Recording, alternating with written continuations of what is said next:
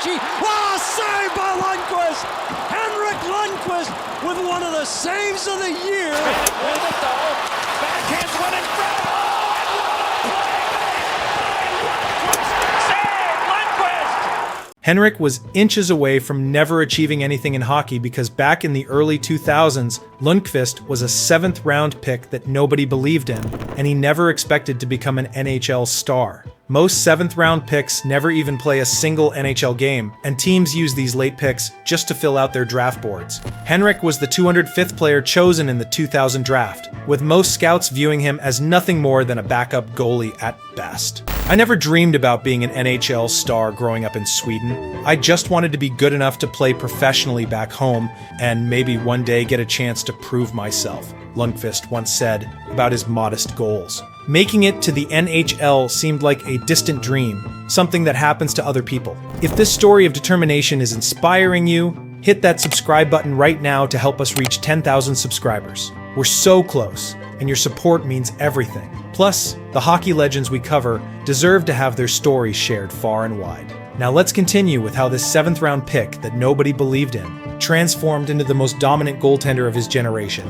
However, thanks to some luck and a determination that refused to quit, the world was able to experience the goaltending genius of Henrik Lundqvist. Lundqvist would go on to become the best goalie of his era, an underrated leader, and one of the greatest Rangers ever, all while being one of the most stylish players in NHL history. Wayne Gretzky once said, "If I had to pick one goalie to win a Game 7 in the playoffs, I'd pick Henrik Lundqvist. His calm under pressure and ability to make the impossible save make him the most clutch goalie I've ever seen." This is a story of how a 7th round pick dominated the NHL. Henrik Lundqvist was born in 1982 in Åre, Sweden, a small skiing town of just 3,000 people. Henrik was the younger twin by 40 minutes, born alongside his brother Joel, who would also go on to play professional hockey. The Lundqvist family wasn't wealthy. Their father Peter worked as a ski instructor, while their mother Eva Britt worked at a local clothing shop.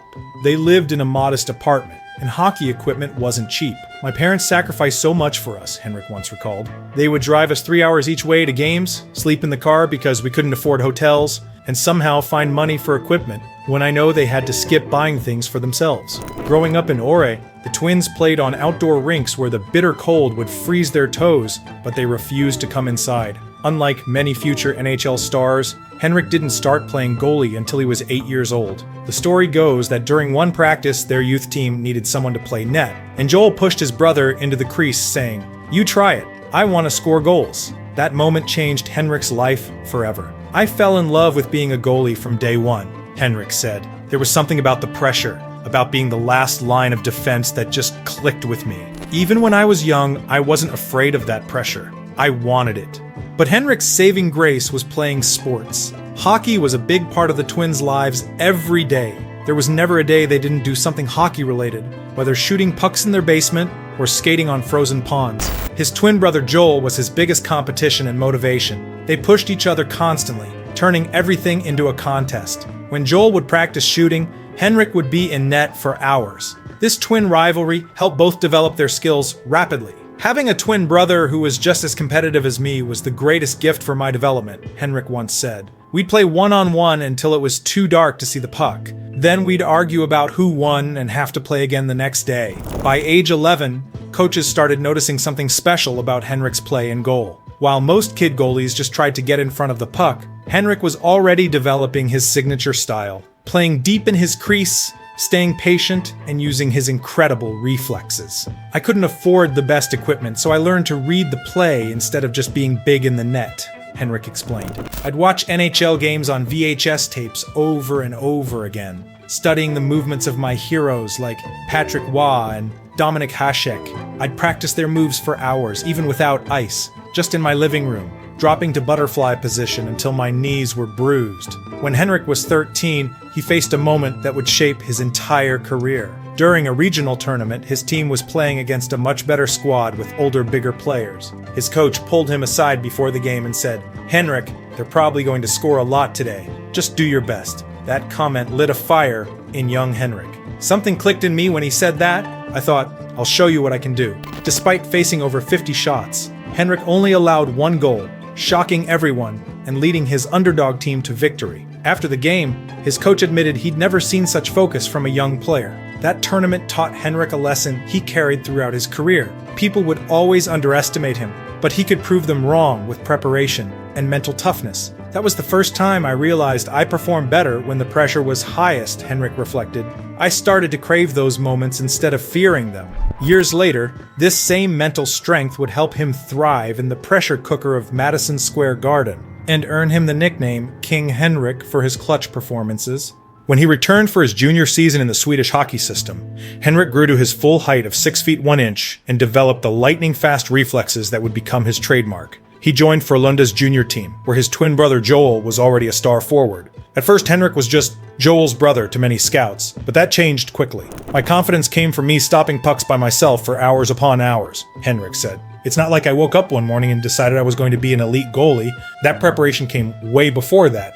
With a minute left in a crucial playoff game, Henrik made several impressive saves, showcasing his skills and gaining recognition from scouts and media alike. It was after such performances that Henrik started listening to his goalie coach's technical advice about positioning and efficiency of movement. Henrik began practicing these skills to the point of obsession, often staying on the ice long after teammates had left. When he moved up to Frölunda's senior team in the Swedish Elite League, Henrik was still a young player facing grown men. But during his first full professional season at age 20, he shocked everyone by posting a .920 save percentage and winning the Honken Trophy as Sweden's best goaltender. In his second season, he improved even further, leading the league with a .936 save percentage and taking Frölunda to the championship. NHL scouts finally started paying attention, but most still saw him as too unorthodox to succeed in North America. Despite his success in Sweden, Henrik faced his biggest challenge when the 2000 NHL draft came around.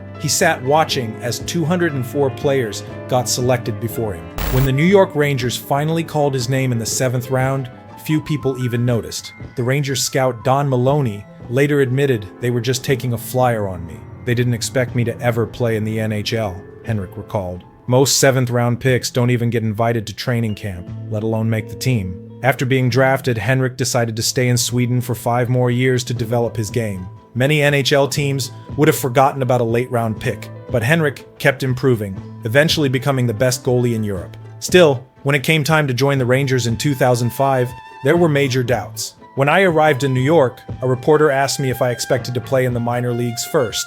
I smiled and said, "No, I'm here to be the starting goalie for the Rangers," Henrik remembered. He laughed at me. Even the Rangers organization didn't fully believe in him, initially planning for him to be a backup. They had other goalies they paid more money to. They had veterans with NHL experience, Henrik said. But in my mind, from day one of training camp, I thought, this league is nothing. I can play in this league, and I will dominate this league.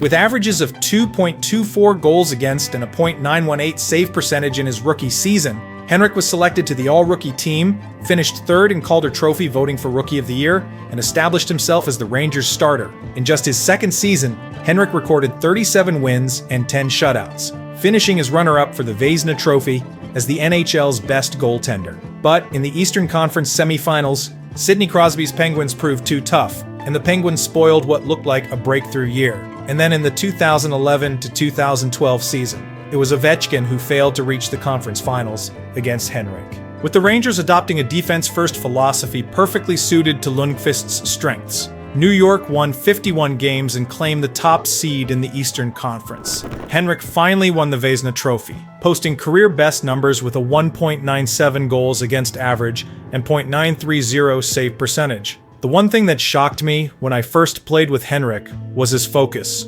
Teammate Ryan Callahan said, "The guy prepares for games like no one I've ever seen. 2 hours before puck drop, no one is allowed to talk to him. He's already in the zone."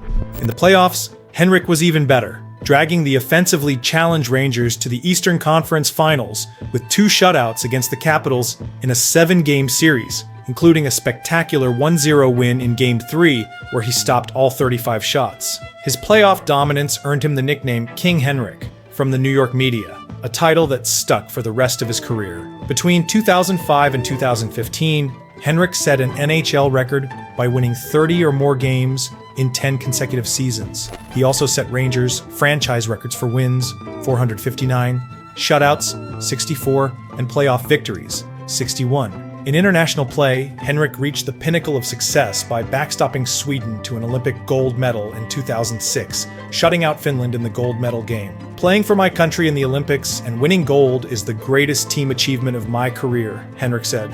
The pressure of knowing the entire nation is watching, that's when I feel most alive. But even as Henrik dominated the NHL, health challenges threatened his career. In 2013, he began experiencing unexplained dizzy spells and rapid heartbeat during games. Team doctors diagnosed him with a heart condition that required monitoring, but Henrik refused to miss games. My heart would sometimes beat at 170 beats per minute even when I was just sitting in the locker room, Henrik revealed. Doctors told me I should consider taking time off, but I said no, we were in a playoff race. The biggest disappointment of Henrik's career came in 2014 when the Rangers reached the Stanley Cup Finals against the Los Angeles Kings. Despite Henrik making 40-plus saves in multiple games, the Rangers lost in 5 games, with 3 losses coming in overtime. That was the closest I ever got to the cup, Henrik said years later, his voice cracking. I can still see the puck sliding past me in overtime of Game 5.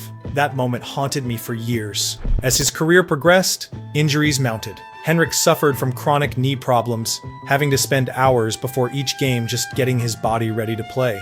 Like his idol growing up, he developed a special pre-game ritual and would appear on the ice at exactly the same time before every game. My body would tell me to stop, but my mind wouldn't let me, Henrik explained. I learned that from my father, who would work through any pain. He taught me that when you commit to something, you don't quit when it gets difficult.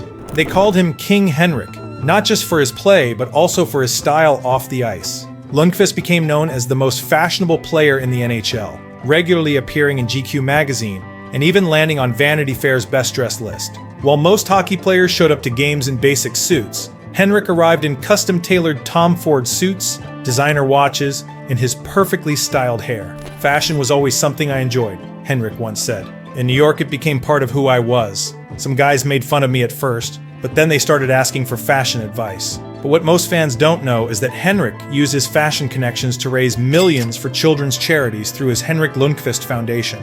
Each year, he hosted a charity event called Henke and Friends, where he would auction off experiences with him. From guitar lessons, he played in a rock band, to cooking classes. When I first came to New York, I was shocked by the inequality I saw, Henrik explained. I wanted to use my platform to help kids get the same chances I had growing up. And despite his intimidating presence on the ice, teammates saw a completely different side of Lundqvist. Henrik would stare down opponents and slam his stick in frustration during games. But the moment we got back to the locker room, he'd ask about your family and remember your kids' birthdays, former teammate Mark Stahl revealed. He was the most competitive person I've ever met during games and the most caring person off the ice. There's a story from the 2014 playoffs that perfectly captures Henrik's character. After a devastating triple overtime loss where he made 39 saves but still lost, reporters found Henrik sitting alone in full equipment 2 hours after the game ended. When asked why he hadn't showered yet, Henrik simply said, "I need to remember how this feels so it never happens again." The next game, he posted a shutout. Another time, a young backup goalie was called up from the minors during Henrik's peak years. Instead of ignoring the kid who might someday take his job, Henrik invited him to dinner, bought him a suit because Rangers goalies need to look good, and spent hours showing him techniques. He didn't have to do any of that, the goalie later said. Most stars wouldn't even acknowledge me. And that's the perfect example of the duality of Henrik Lundqvist. On one hand, he was an ultra-competitive goalie that would frustrate opponents with incredible saves and intimidating focus. But he was also a humble Swedish kid who never forgot where he came from and felt grateful for every moment in the NHL. "I still can't believe they paid me to play a game I love," Henrik once said while looking around Madison Square Garden after his retirement. From a small town in Sweden to becoming a New Yorker, I never take a single day of this journey for granted. If you enjoyed Henrik's incredible journey, smash that subscribe button to help us hit 10K, drop a like and comment which hockey legend you want to see next. Thanks for watching.